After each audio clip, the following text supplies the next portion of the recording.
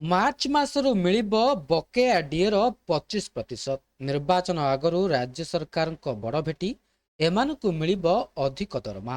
ତେବେ କ'ଣ ରହିଛି ସମ୍ପୂର୍ଣ୍ଣ ଅପଡେଟଟି ଆସନ୍ତୁ ଜାଣିବା। ତା ପୂର୍ବରୁ ଚ୍ୟାନେଲରେ ନୂଆ ଥିଲେ ଚ୍ୟାନେଲଟିକୁ ସବସ୍କ୍ରାଇବ କରି ରଖନ୍ତୁ ଏମିତି ଗୁରୁତ୍ୱପୂର୍ଣ୍ଣ ଅପଡେଟ୍ ସବୁଠୁ ପ୍ରଥମେ ପାଇବା ପାଇଁ। ରାଜ୍ୟ ସରକାର ମାର୍ଚ୍ଚ 2026ରୁ କର୍ମଚାରୀ ଓ ପେନସନଭୋଗୀଙ୍କୁ ବକେୟା ଡିଏ ଦେବା ଆରମ୍ଭ କରିବେ। ସରକାରୀ କର୍ମଚାରୀ, ଶିକ୍ଷକ ଓ ଅନୁଦାନ ପ୍ରାପ୍ତ ପ୍ରତିଷ୍ଠାନର କର୍ମଚାରୀମାନେ ଏଥିରୁ ଲାଭ ପାଇବେ। ରାଜ୍ୟ ସରକାର ମାର୍ଚ୍ଚ 2026ରୁ କର୍ମଚାରୀ ଓ ପେନସନଭୋଗୀଙ୍କୁ ବକେୟା ଡିଏ ଦେବା ଆରମ୍ଭ କରିବେ। ସରକାରୀ କର୍ମଚାରୀ, ଶିକ୍ଷକ ଓ ସହାୟତା ପ୍ରାପ୍ତ ପ୍ରତିଷ୍ଠାନର କର୍ମଚାରୀମାନେ ଏଥିରୁ ଲାଭ ପାଇବେ।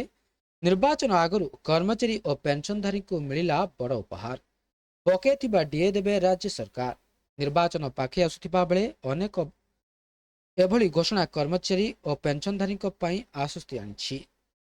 ପଶ୍ଚିମବଙ୍ଗ ମୁଖ୍ୟମନ୍ତ୍ରୀ ରବିବାର ଏକ ବଡ଼ ଘୋଷଣା କରି କହିଛନ୍ତି ଯେ ରାଜ୍ୟର ସବୁ କର୍ମଚାରୀ ଓ ପେନସନଭୋଗୀଙ୍କ ବକେୟା ମହଙ୍ଗା ଭତ୍ତା ପ୍ରଦାନ କରିବେ। ଏହି ଦେୟ ମାର୍ଚ୍ଚ 2026ରୁ ଆରମ୍ଭ ହେବ। ଏଥିରେ ସରକାରୀ କର୍ମଚାରୀ, ପେନସନଭୋଗୀ, ଶିକ୍ଷକ ଏବଂ ଅନୁଦାନ ପ୍ରାପ୍ତ ପ୍ରତିଷ୍ଠାନରେ କାର୍ଯ୍ୟରତ କର୍ମଚାରୀ ସାମିଲ ହେବେ।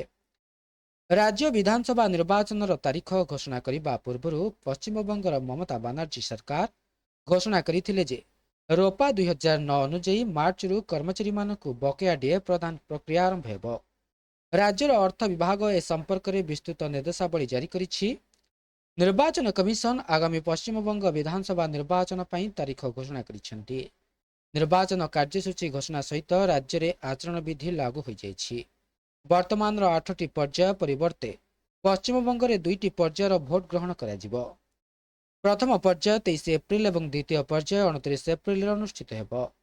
ପ୍ରଥମ ପର୍ଯ୍ୟାୟ ଭୋଟ ପାଇଁ ବିଜ୍ଞପ୍ତି ମାର୍ଚ୍ଚ 30 ତାରିଖରେ ଜାରି ହେବ ଏବଂ ସେହିଦିନ ନାମାଙ୍କନ ପ୍ରକ୍ରିୟା ଆରମ୍ଭ ହେବ।